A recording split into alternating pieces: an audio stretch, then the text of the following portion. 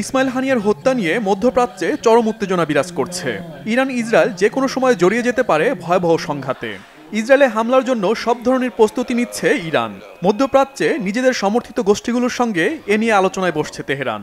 এমনকি ইসরায়েলকে চড়া মূল্য দিতে হবে বলে হুঁশিয়ারি উচ্চারণ করেছেন ইরানের সেনাপ্রধান জেনারেল মোহাম্মদ বাকিরি।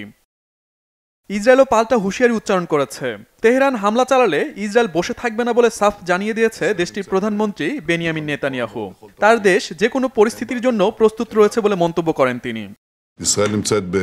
ইসরায়েল যে কোনো পরিস্থিতি মোকাবেলার জন্য প্রস্তুত রয়েছে। আমাদের সেনারা সব সময় সব ধরনের আক্রমণ ঠেকাতে এবং আক্রমণ করতে প্রস্তুত। আমাদের উপর যারা হামলা চালাবে তাদেরই ভারী মূল্য দিতে হবে। এদিকে ইসরায়েলের পাশে থাকার প্রত্যয় ব্যক্ত করেছে যুক্তরাষ্ট্র। শুক্রবার মার্কিন প্রতিরক্ষা দপ্তর পেন্টাগন জানিয়েছে ইরানের উত্তেজনা কমাতে বিভিন্ন পদক্ষেপ গ্রহণ করেছে ওয়াশিংটন। মধ্যপ্রাচ্যে অতিরিক্ত ব্যালিস্টিক মিসাইল, প্রতিরক্ষা সক্ষম ক্রুজার এবং ডেস্ট্রয়ার পাঠানো হয়েছে বলে জানায় মার্কিন প্রতিরক্ষা দপ্তর। ইরানের হুমকি নিয়ে আমরা ইসরায়েলের সাথে আলোচনা করেছি। ইসরায়েলের প্রতি যুক্তরাষ্ট্রের সমর্থন অব্যাহত থাকবে। ইসরায়েলকে রক্ষায় আমরা প্রতিরক্ষা বিভাগে আরও সহায়তা দিচ্ছি। আমরা মধ্যপ্রাচ্যে অস্থির পরিস্থিতি দেখতে চাই না। গাজায় যুদ্ধবিরতি এবং জিম্মিদের মুক্তির মাধ্যমে এই অঞ্চলে শান্তি প্রতিষ্ঠা করতে চাই।